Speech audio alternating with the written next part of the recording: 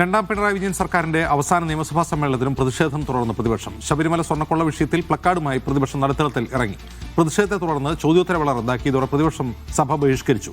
തന്ത്രിയെ arrest ചെയ്തതിൽ വിമർശനം ഉന്നയിച്ചത് കോടതിയാണെന്നും തന്ത്രിയെ അനാവശ്യമായി ജയിലിലടച്ചതിന്റെ ഉത്തരവാദിത്തം ആർക്കാണെന്ന് സർക്കാർ പറയണമെന്നും കെ ബാബു എം.എൽ.എ പറഞ്ഞു. പ്രതിപക്ഷത്തിന് നശീകരണ സ്വഭാവമാണെന്ന് മന്ത്രി പി രാജീവ് ആരോപിച്ചു.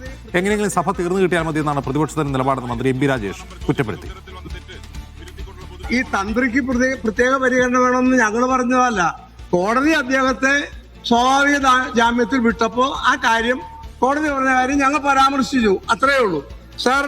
അതുകൊണ്ട് തന്നെയാണ് തെളിവിന്റെ കണിക പോലും ഇല്ലാതെ ഒരു വ്യക്തിയെ ജയിലിലിടുന്നത് നിയമവിരുദ്ധമാകുന്നത് എന്ന് ഞങ്ങൾ പറഞ്ഞത്. സാർ, ഈ തന്ത്രിയെ 40 ദിവസം അനാവശ്യമായി ജയിലിലടച്ചതിന്റെ ഉത്തരവാദിത്വം ആർക്കാ?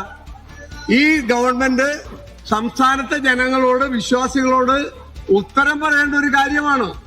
ആ ഉത്തരം ഗവൺമെന്റ് പറയാൻ സാധിക്കുമോ? സ്വർണ്ണക്കൊള്ളയുമായി ബന്ധപ്പെട്ട് ദേവസ്വം മന്ത്രി രാജിവെക്കണം, അതുപോലെ തന്നെ SIT-യിൽ മുഖ്യമന്ത്രിയുടെ ഇടപെടൽ അവസാനിപ്പിക്കണം എന്നുള്ള ആവശ്യത്തിൽ ഞങ്ങൾ ഉറച്ചു നിൽക്കുകയാണ്.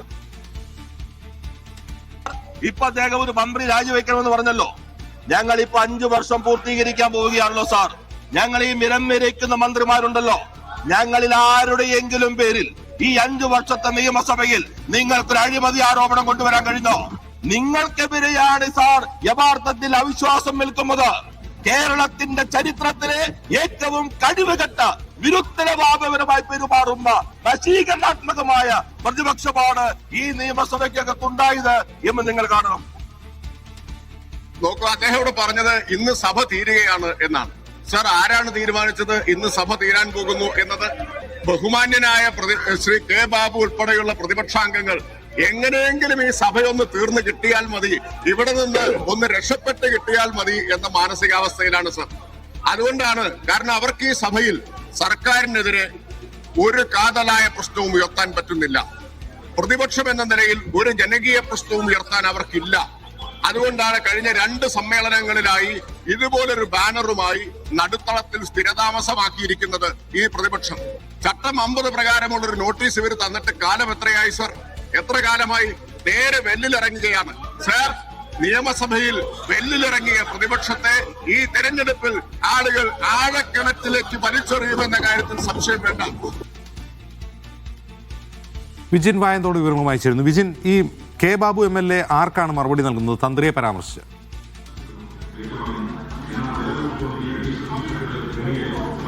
അജിംസ്, എന്തായാലും 15ാം നിയമസഭയുടെ 16ാം നിയമസഭാ സമ്മേളനം അത് അവസാന ഘട്ടത്തിലേക്ക് കടക്കുകയാണ്. രണ്ടാം പിണറായി സർക്കാരിൻ്റെ അവസാന നിയമസഭാ സമ്മേളനമാണ് ഇപ്പോൾ അവസാനിപ്പിക്കാൻ പോകുന്നത്. ഗില്ലറ്റിൻ ചെയ്ത് സഭാ നടപടികൾ അവസാനിപ്പിക്കുകയാണ് ചെയ്യുക. എന്തായാലും ഈ സഭാ സമ്മേളനത്തിൽ ആദ്യം മുതൽ പ്രതിപക്ഷം ഉയർത്തിയത് അത് ശബരിമല സ്വർണ്ണക്കൊള്ളയുമായി ബന്ധപ്പെട്ട് മന്ത്രി VN വാസവൻ രാജിവെക്കണം, ഒപ്പം തന്നെ ഭരണപക്ഷത്തിന് സ്വർണ്ണക്കൊള്ളയുമായി ബന്ധപ്പെട്ടുള്ള ബന്ധങ്ങൾ ഉൾപ്പെടെ ചൂണ്ടിക്കാട്ടിയായിരുന്നു പ്രതിപക്ഷത്തിന് വലിയ തരത്തിലുള്ള പ്രതിഷേധം സഭയ്ക്കകത്ത് നടന്നത്. അത് ഇന്നും തുടരുകയായിരുന്നു. കെ ബാബു ആണ് ഇക്കാര്യത്തിൽ കഴിഞ്ഞ 2 ദിവസമായി പ്രതിപക്ഷ നേതാവിന്റെ അസാന്നിധ്യത്തിൽ സ്വർണ്ണക്കൊള്ളയുമായി ബന്ധപ്പെട്ട വിഷയം അവതരിപ്പിച്ചത് കെ ബാബു ആണ്. കെ ബാബു വ്യക്തമാക്കിയത് ഈ തന്ത്രിയെ എന്തിന് ജയിലിലടച്ചു എന്ന് ഭരണപക്ഷം വ്യക്തമാക്കണം, ജനങ്ങളോട് അക്കാര്യം വിശദീകരിക്കണം. കാരണം 40 ദിവസം കഴിഞ്ഞപ്പോൾ കോടതി തന്നെ, അതായത് കൊല്ലം വിജിലൻസ് കോടതിയാണ് തന്ത്രിക്ക് ജാമ്യം അനുവദിച്ചുകൊണ്ട് തന്ത്രിയുടെ മേൽ ചുമത്തിയിരിക്കുന്ന കുറ്റങ്ങൾക്ക് തെളിവില്ല എന്ന് വ്യക്തമാക്കിയത്. ആ സാഹചര്യത്തിൽ എന്തിന് ഇങ്ങനെയൊരു അറസ്റ്റ് ഉണ്ടായി എന്ന കാര്യം വിശദീകരിക്കണം. തങ്ങളല്ല അങ്ങനെ ഒരു ആരോപണം ഉന്നയിച്ചത്, അത് കോടതി തന്നെയാണ് എന്നുള്ളതായിരുന്നു കെ ബാബു ഉയർത്തിയ വിഷയമെന്ന് പറയുന്നത്. അതിനാണ് മന്ത്രിമാരായ എം.പി. രാജേഷും ഒപ്പം തന്നെ പി രാജീവും ശിവൻകുട്ടിയും ഉൾപ്പെടെയുള്ളവർ പ്രതിപക്ഷത്തെ കടന്നാക്രമിച്ചുകൊണ്ട് മറുപടി നൽകിയത്. നശീകരണ സ്വഭാവമാണ് പ്രതിപക്ഷത്തിനുള്ളത്. ഒരു അവിശ്വാസ പ്രമേയം പോലും ഈ 5 വർഷത്തിനിടയിൽ നിയമസഭയിൽ കൊണ്ടുവരാൻ പ്രതിപക്ഷത്തിന് കഴിഞ്ഞില്ല. ഒപ്പം തന്നെ അടിയന്തര പ്രമേയം അവതരിപ്പിക്കാൻ പോലും തയ്യാറാകാത്ത പ്രതിപക്ഷമാണ് നിലവിലുള്ളത്.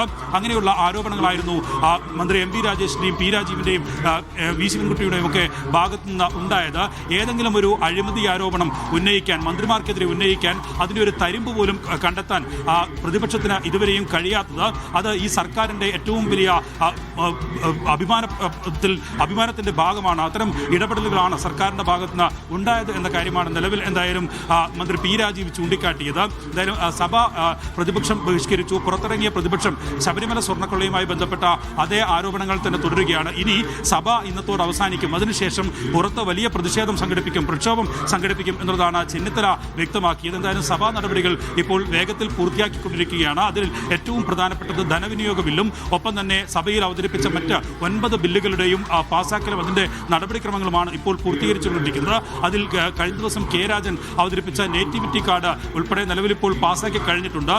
ഇത് കെ രാജൻ തന്നെ വ്യക്തമാക്കിയത് ഇക്കാര്യത്തിൽ പൗരത്വ നിയമം കൊണ്ടുവരുമ്പോൾ അതിന് കേരളത്തിലെ പൗരന്മാർക്ക് കൃത്യമായ ആധികാരികമായ ഔദ്യോഗികമായ ഒരു രേഖയായി ഈ നേറ്റിവിറ്റി കാർഡ് ഉപയോഗിക്കാൻ കഴിയും എന്നുള്ളതാണ്. എന്തായാലും ഇപ്പോൾ നടക്കുന്ന പ്രസംഗങ്ങളിൽ ബില്ലവതരണവും ഒപ്പം അതുമായി ബന്ധപ്പെട്ട നടപടിക്രമങ്ങളിലുമെല്ലാം പ്രതിപക്ഷത്തെ കടന്നാക്രമിച്ചുകൊണ്ട് തന്നെയാണ് മന്ത്രി കെ എൻ ബാലഗോപാൽ ഉൾപ്പെടെയുള്ളവർ ഇപ്പോൾ സംസാരിച്ചു കൊണ്ടിരിക്കുന്നത്. എന്തായാലും അല്പസമയത്തിനകം നിയമസഭ പിരിയും. അവസാന സമ്മേളനമാണ് പിരിയാൻ പോകുന്നത്. സഭാ ബജറ്റ് അവതരണത്തിനായി കൊണ്ടുവന്ന സമ്മേളനം. ആ സമ്മേളനത്തിൽ ആദ്യം ഗവർണറുടെ നയപ്രഖ്യാപനമായിരുന്നു ഉണ്ടായിരുന്ന. ആ നയപ്രഖ്യാപനത്തിൽ വലിയ വിവാദം ഉണ്ടാകുന്ന സാഹചര്യമുണ്ടായി. നയപ്രഖ്യാപനത്തിൽ ഗവർണർ കൂട്ടിച്ചേർക്കലും തിരുത്തലും വരുത്തി എന്ന് ചൂണ്ടിക്കാട്ടി മുഖ്യമന്ത്രി പ്രത്യേക പ്രമേയം നിയമസഭയിൽ അവതരിപ്പിച്ചിരുന്നു.